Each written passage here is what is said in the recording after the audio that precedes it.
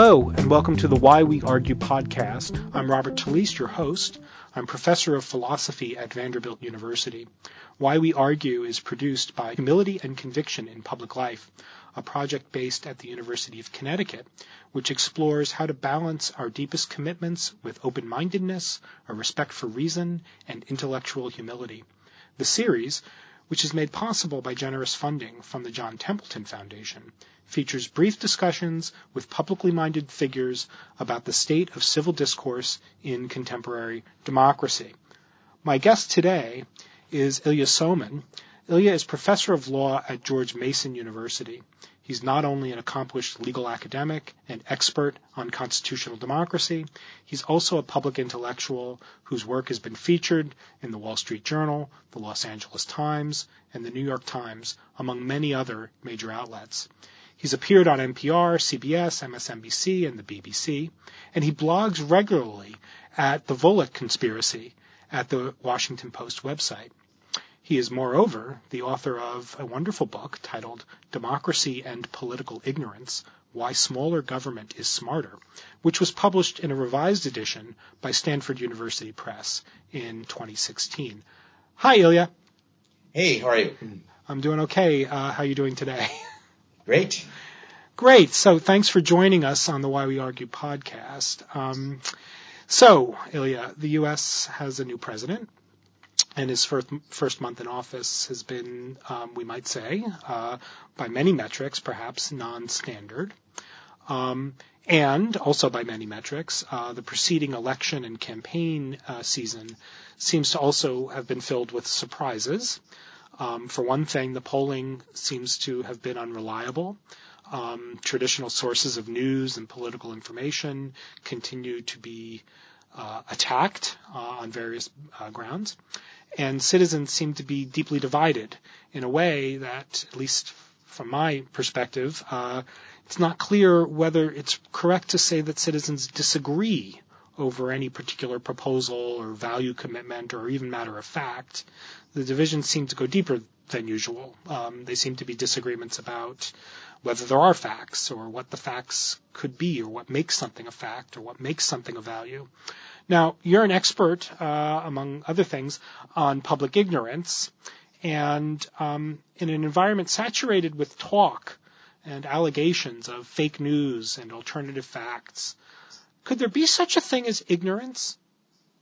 Of course there can. Whether there's fake news out there or not, there are also real facts about the world, and people can be and often are ignorant about them.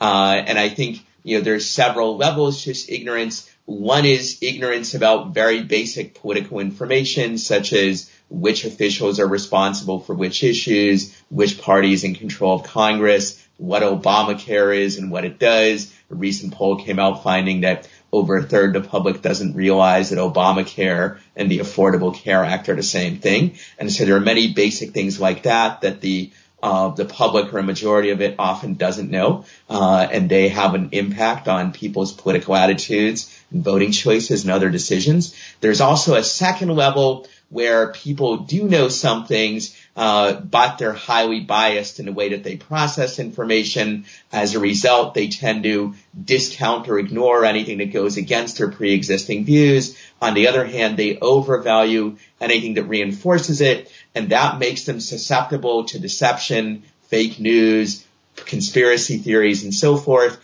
This phenomenon exists on both right and left, and it's certainly not unique to the last election, but it's fair to say that Donald Trump exploited this kind of ignorance, both the ignorance about basic facts and the susceptibility to deception and manipulation. He exploited that even more than most conventional politicians do, and I think much of his success, not all, but much of it, is due to his skill at this kind of demagoguery. Right. So let me ask a question about, so do you think that, that was a real nice way of putting at least two dimensions of complexity when we're thinking about public ignorance, right? There's information people don't have, and then there's ways, you were saying, in which people have information but process it in ways that reveal or are driven by biases and other kinds of effects that are not always visible to us that we're susceptible to. Do you have any views about the role that sort of not only media but maybe particularly social media has played in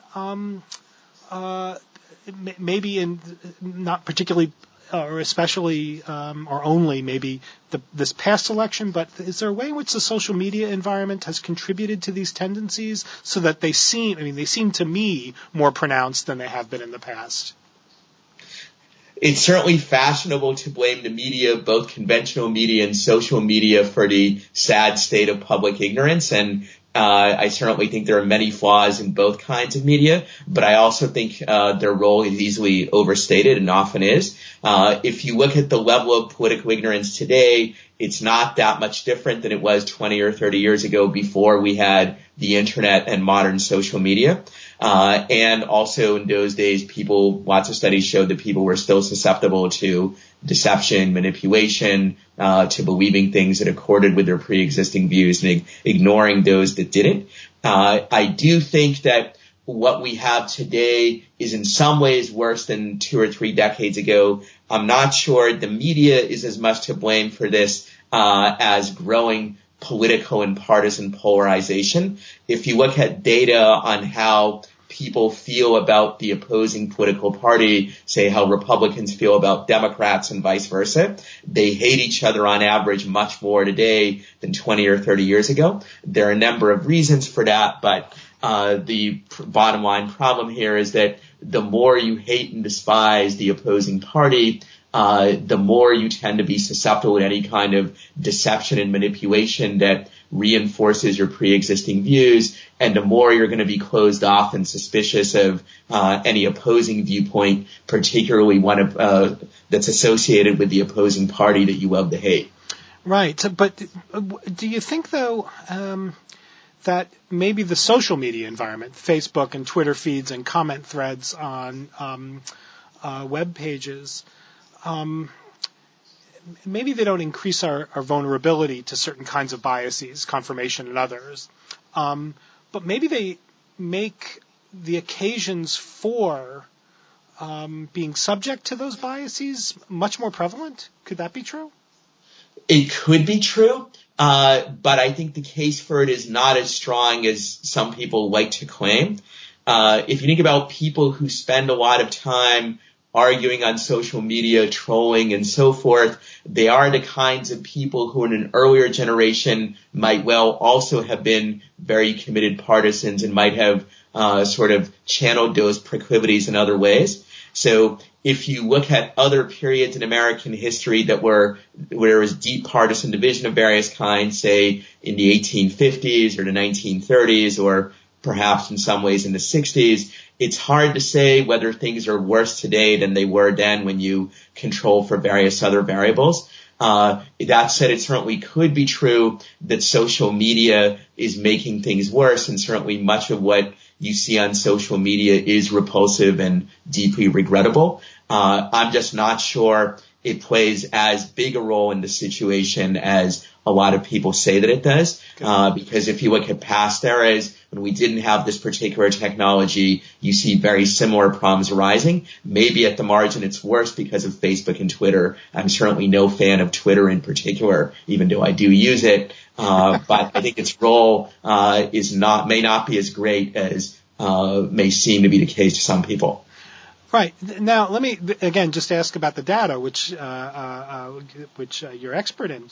Is there a correlation between, or could there be data that suggests? I'm not sure how this would be tested. Well, I guess I can think of some ways. But is there a correlation between sort of political ignorance and the tendency to see the other side as something to be despised rather than merely mistaken?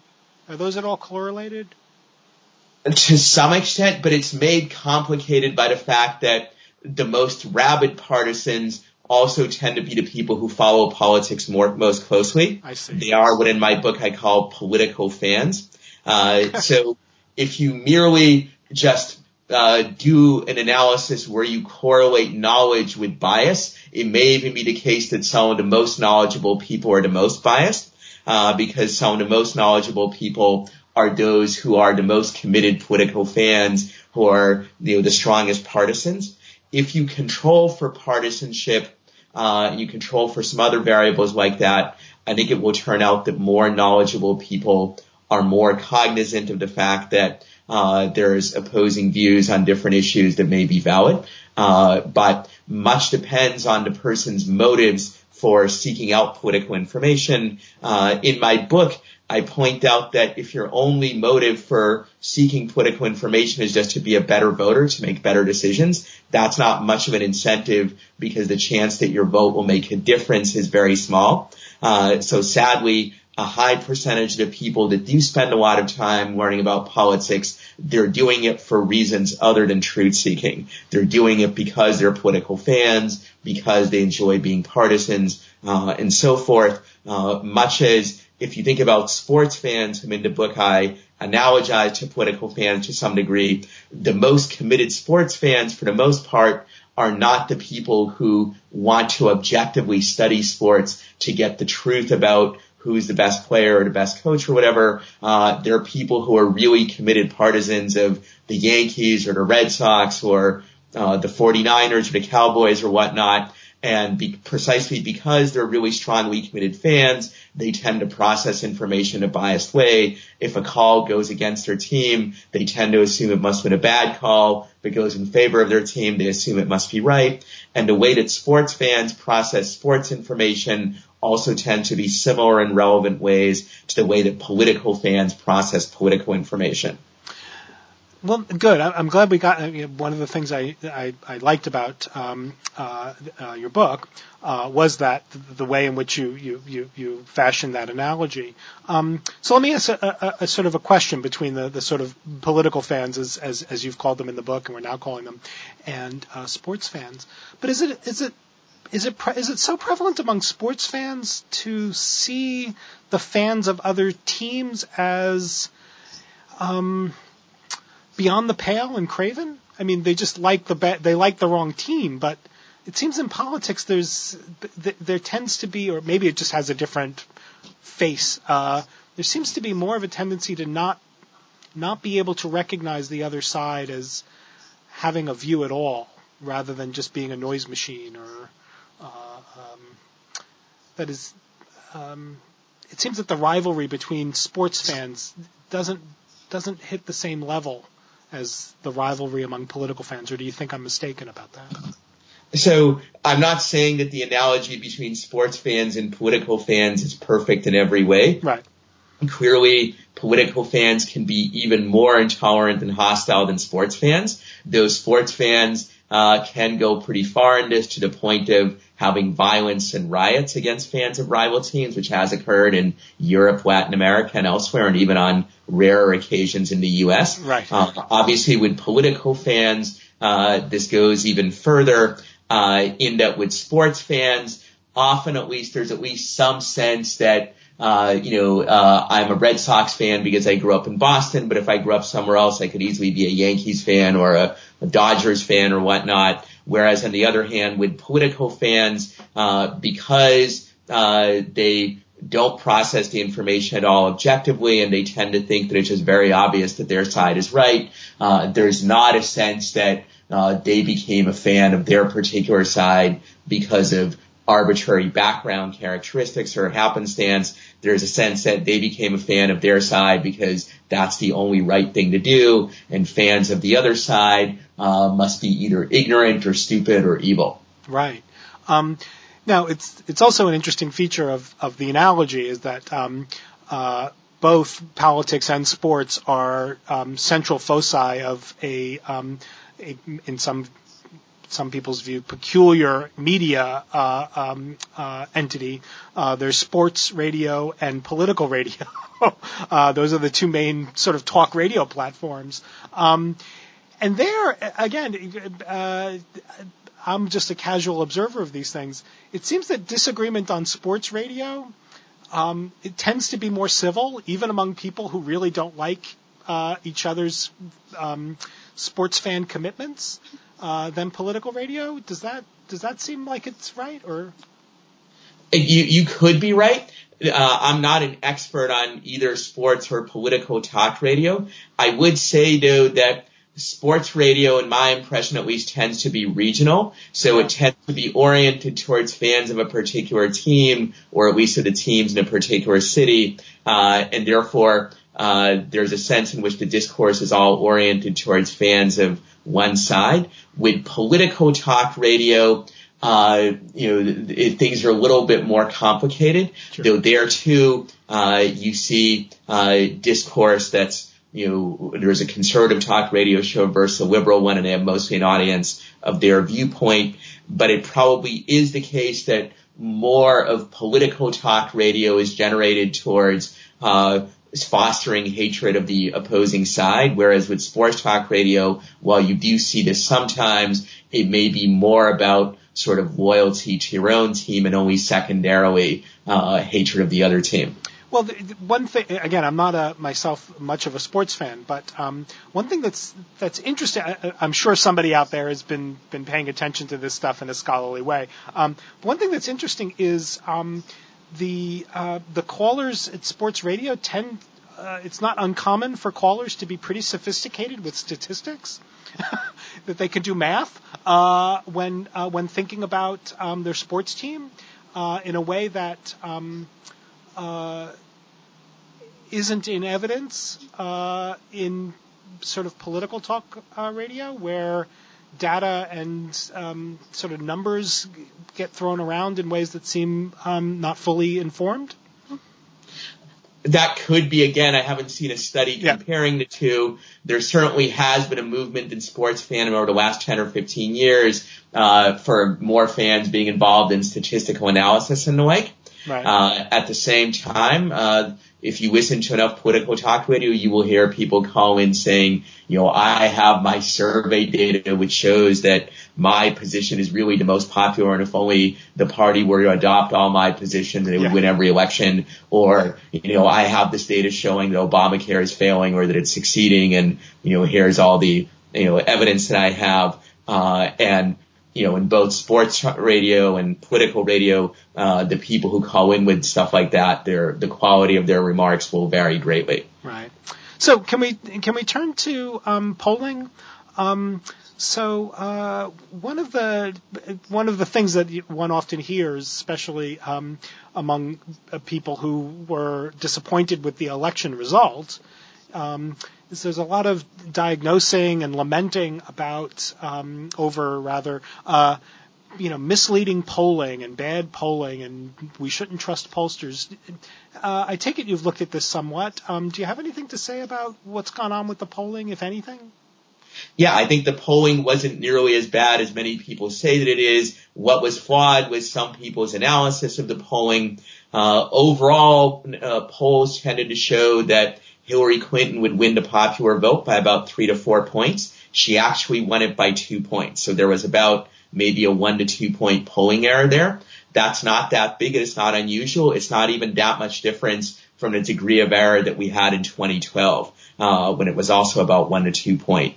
The difference, of course, was that the error in 2012 merely meant that Obama got a slightly bigger victory than the polls predicted, whereas the error in 2016, because of the way that it played out in certain key swing states, it actually led to the outcome being different than was expected. But if you look at some of the better analysts, what they predicted in the case of Nate Silver, for example, was that there was roughly a 30% chance that Trump would win. That was Silver's final prediction in the couple days right before the election. And of course, events that have a 30% chance of happening, they happen all the time. So I think the mistake that was made was not so much that the polling was bad, though there may have been methodological errors in some of the polls in some of those key swing states. I haven't studied that closely. Rather, the error that was made was sort of to make the assumption that if one side is consistently leading in the polls, even by a small margin, that meant that it was almost inevitable that they would win. Whereas if the lead is only by 2, 3, or 4 points, then a small polling error of the kind that happens all the time could potentially swing the election the other way, which I think is exactly what happened. It also meant that given the small size of the margin, small events like the last letter by Comey and other things of this type could potentially shift the balance in a way that they would not have done if, say, it was a 5 or 7 or 8 point polling lead as opposed to a 3 or 4 point one.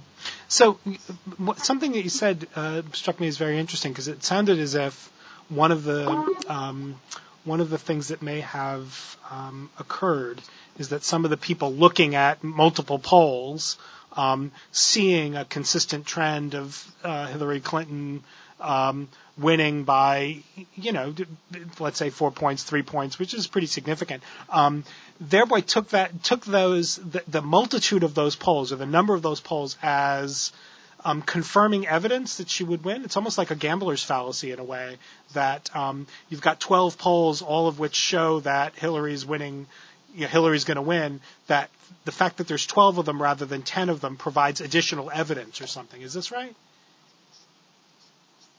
Yeah, the fact that there's 12 rather than 10 does provide some additional evidence. Right. But as Nate Silver and other analysts pointed out even beforehand, it is often the case that errors in polls are correlated, because most reputable polls, there are some significant similarities in their methodologies. And therefore, if one is erroneous, there's a good chance a lot of other ones are as well. So therefore, the evidence is not as mutually reinforcing as it would be in a world where the errors in polls had little or no correlation with each other. I see. Great. So, given that we've got these tendencies in our political thinking, these kinds of biases towards, we give we upgrade in our own minds evidence that speaks in favor of our views. We discount the credibility of countervailing evidence. We tend to surround ourselves with confirmers and marginalize disconfirming considerations. Do you think that there are any sort of lessons that we should take away as a public from this particular election? Yeah, so I would say a couple of things. One is, it's good to at least be aware of the problem of political ignorance and also of these biases that you just mentioned. People who are aware of them are at least perhaps somewhat less likely to be overconfident in their opinions and the like, and perhaps to be at least slightly more open to opposing arguments and evidence. But the bigger takeaway, I think, is that what we want to do is, over time, alter the structure of incentives so that people will be less likely to behave that way.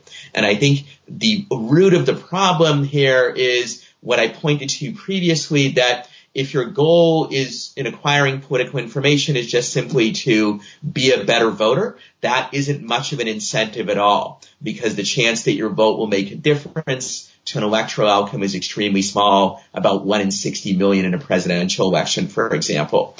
So therefore, it's not surprising that a lot of people are just ignorant. They focus on other kinds of things where their time is more likely to have a payoff, and that those who do follow politics closely, truth-seeking is not their highest priority. If we want to change that, it would be desirable to make more of our decisions in settings where we have better incentives to acquire good information and also to use it wisely. To give an example that I also use in the book, if you're like most people, you probably spent more time and effort acquiring information and thinking about it the last time you bought a car or a TV set than the last time you decided who to vote for president or for any other political office. That's not because you think that your TV set is more important than who governs the country or that it deals with more complicated issues. It's that you knew that the TV set decision would actually make a difference. The TV that you choose is the one that's actually going to be sitting in your living room.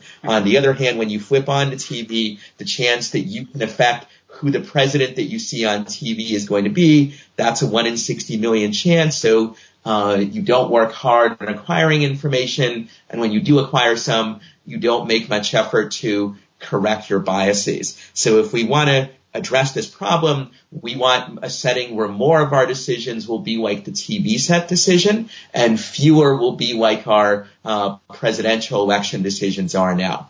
And to make a long story short, we can achieve that in part by limiting the power of government so that more decisions are made in the private sector, so that would be like the TV set decision. We can also decentralize government so that people can vote with their feet. When you decide what town you're going to live in or what state you're going to live in, that also is a much more careful decision for most people than a decision on who to vote for in an election. And people can then choose between state and local governments based on which have the best public policies, the best schools, the lowest taxes, the lowest cost housing, and so forth. None of these decisions are going to be free from bias or ignorance. None of us are going to be like Mr. Spock in Star Trek, who is always completely knowledgeable and always very logical and unbiased in the way he processes information. But there's a lot of evidence that when we vote with our feet, we generally do better than when we vote at the ballot box.